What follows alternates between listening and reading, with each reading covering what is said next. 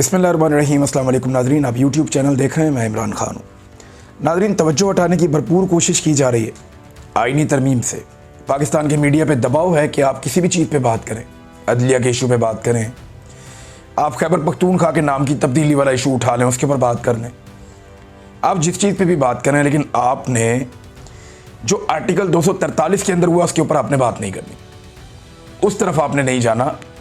ये पाकिस्तान के मीडिया को हुक्म दिया जा रहा है कि आर्मी चीफ को फील्ड मार्शल ताहयात ओहदा हमेशा के लिए इस्तिस्ना, नौकरी से कभी नहीं निकाला जा सकता, सारी ज़िंदगी के लिए मुराद, इन चीज़ों पे आप बात ना करें, इनको आपने नहीं छेड़ना। और तवज्जो हटाने के लिए डिफरेंट चीज़ें की जा रही हैं। मेरी खैबर पख्तूनख्वा के कुछ ज़िम्मेदारान से बात हुई तो उन्होंने कहा जी कि हमें इस बात का आइडिया हो गया है कि बहुत जल्दी वफाक जो है या इदारे वो खैबर पख्तूनख्वा की हुकूमत के साथ या खैबर पख्तूनख्वा के साथ एक बड़ी महाजराई शुरू कर सकते हैं। और उन्होंने ये कहा हमें अंदाज़ा हो गया इस बात का कि सूरत हाल बिगड़ जाएगी, और इसका आगाज़ भी हो गया, यानी फौरी तौर पे इसका एक सबूत भी सामने आ गया। ये सुहेल अफरीदी साहब के ऊपर एक मुकदमा है, ये मुकदमा दर्ज किया गया। ये मुकदमे के अंदर जो मुद्दई है जिसने मुकदमा दर्ज किया वो इमरान हैदर है, assistant director NCCIA, national cyber crime investigation agency, इसका ऑफिसर है। इसने मुकदमा दर्ज कर दिया सुहेल अफरीदी पे। मुकदमे के अंदर चंद चीज़ें बड़ी अजीब हैं। एक तो ये देखें ना कि मुकदमा दर्ज किया गया 9/11/2025 को, 9 नवंबर 2025 को मुकदमा दर्ज किया गया, 9:30 पे मुकदमा दर्ज किया गया और रिपोर्ट किया गया। उस वक्त बाद में उन्होंने मुकदमा दर्ज कर लिया। अब मुकदमे में कह रहे हैं जनाब हमने तो चेक कर लिया, हमारी तहकीकात के मुताबिक, इंक्वायरी के मुताबिक ये सुहेल अफरीदी साहब ने ज़्यादती की है, गलती की है, इनके वालिद का ये नाम है और ये सारे मामला हैं। इसी तरीके से ये इनका बयान जो वायरल हुआ तो अब ये मुकदमा हम दर्ज कर रहे हैं। इसमें जो बयान उर्दू में लिखा, उन्होंने लिखा कि हम ये भी देख चुके हैं कि हमारी मस्जिद में ये सिक्योरिटी फोर्सेस कुत्ते बांधते थे, और जब हम जाते थे कि ये मस्जिद की तौहीन है तो वो कहते थे कि ये कुत्ते और आप एक ही बात है। इस स्टेटमेंट भी उन्होंने उसके बाद लिखा, इसको रजिस्टर्ड कर दिया। वज़ीर आला ने तो ये बात की करके निकल गया, लेकिन इन्होंने इसको रजिस्टर्ड करके इसको एक FIR की शक्ल दे दी है। अब मेरी कुछ खैबर पख्तूनख्वा के लोगों से बात हुई और मुझे जो लगता है कि और सुहेल अफरीदी को ये करना भी चाहिए कि उन्हें इस मामले को यहां पे नहीं छोड़ना चाहिए। ये जो इंफॉर्मेशन है जो सुहेल अफरीदी ने दी है, सोर्सेज ही है ना जो वहां पे लोग रहते हैं, उन्होंने बताया, और वहां ये और इस जैसी और बहुत सारी कहानियां ज़बां ज़दे आम है।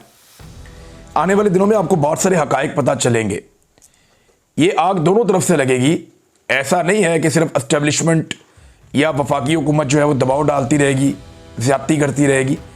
इसका फिर तुर्की ब तुर्की जवाब भी आएगा।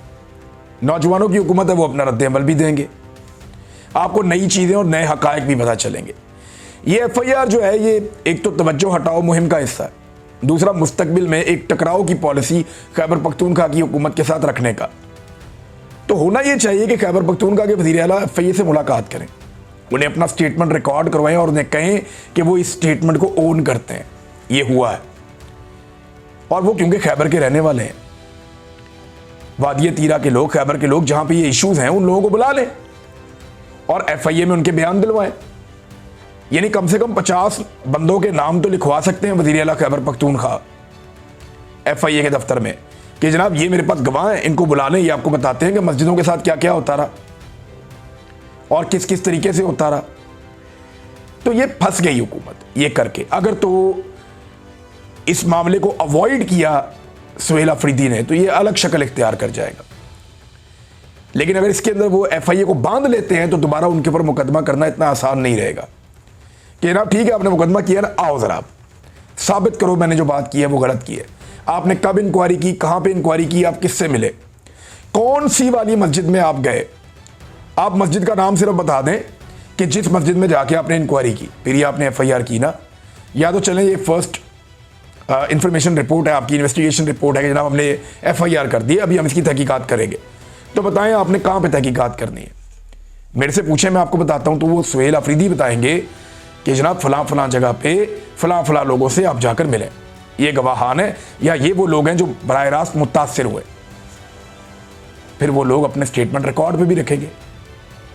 इनका दिमाग नहीं काम करता। इन्हें लगता है कि कीचड़ उछाल उछाल के हर दफा बच जाएंगे। ये डिफरेंट लोग हैं, मिडिल क्लास का आदमी है ना। देखें वो पब्लिक में निकला सुहेल अफरीदी, ये रोजाना कैमरास के जूम बढ़ा के उनके ऊपर लेंसेज लगा के एक बंद एनवायरनमेंट में 20, 25, 50 लोग इकट्ठे करके मरियम नवाज का फोटो ठोक देते थे। अच्छी खासी फोटोगर्दी हो रही थी पंजाब में। लेकिन सुहेल अफरीदी एक बस में जाता है, वहां से उतरता है, बाहर निकलता है, देखता है पब्लिक ही पब्लिक इकट्ठी हो जाती है। मिडिल क्लास आदमी है ना, लोगों के बीच में से आया हुआ है। यह है मिडिल क्लास की ताकत। यही मनाजिर पाकिस्तान की अशराफिया को डराते हैं, पॉलिटिकल पार्टीज को खौफजदा करते हैं। आज लिखने लगा खैबर पख्तूनख्वा का कोई पॉलिटिकल लीडर, मैं कहता हूं वज़ीर आज़म पाकिस्तान, पब्लिक में ऐसे निकल कर दिखाए बगैर मैनेज किए। मैंने एक नहीं 3 सोर्सेज से चेक किया, जर्नलिस्ट से भी चेक किया कि मुझे बताएं कि क्या ये तरीके से आए थे, लोग पहले से मौजूद थे, बुलाए गए थे। कुछ नहीं, ये अचानक आया पब्लिक में और ये रद्द-ए-अमल है पब्लिक का। उन्होंने कहा जी आप इसको किसी भी बाजार में खड़ा कर दें पेशावर के, वो जलसागाह बन जाएगी थोड़ी देर में। नौजवान इतना इसके पीछे अब चल रहे हैं सुहेल के। ये मुझे वहां खैबर पख्तूनख्वा के सोर्सेज ने बताया। कोई चीज प्लान नहीं थी, बगैर प्लानिंग के मैं दावा करता हूं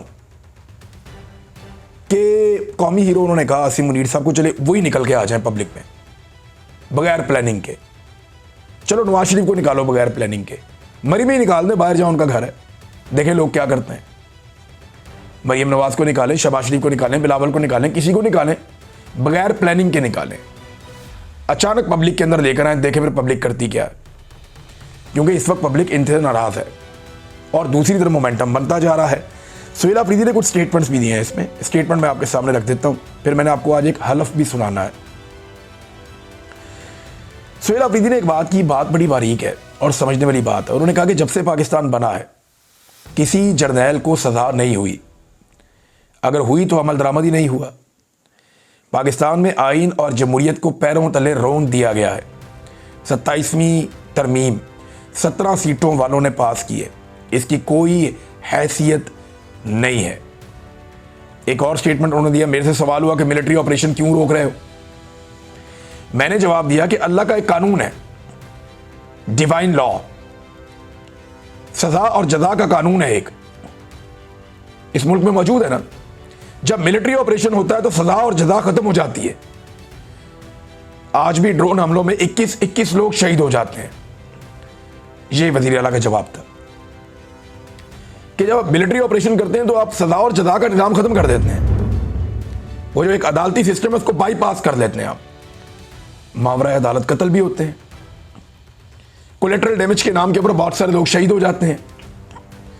लिहाजा सजा और जजा का जो एक सिस्टम है उसके तहत मुजरिमों को सजा दी जाए वो बेहतर है। तो वो बड़ा खुलकर आ रहे हैं सुहेल अफरीदी। और अभी 12 नवंबर को एक जरगा आने वाला है, उस जरगे के हवाले से भी ऐसी खबरें आ रही हैं कि बहुत बड़े पैमाने पे लोग तैयारियां कर रहे हैं, उसमें आना चाहते हैं। लेकिन एस्टेब्लिशमेंट लगातार बड़ी पॉलिटिकल पार्टीज के बड़े लीडर्स को मना कर रही है कि आपने इस जरगे को कामयाब नहीं करना। नंबर 1।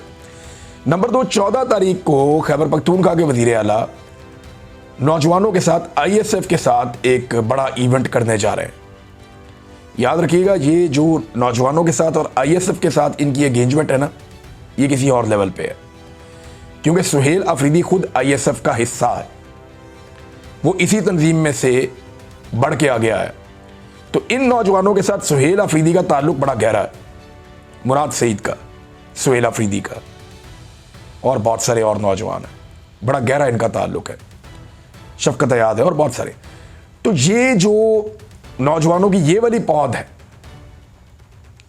ये अब इकट्ठी हो रही है और 14 तारीख को ये एक और आपस में मिलकर प्रोग्राम करने जा रहे हैं ISF के हवाले से, एक बड़ा प्रोग्राम। अब तक के लिए इतना ही, अपना ख्याल रखिएगा, अपने चैनल का भी। अल्लाह हाफिज़।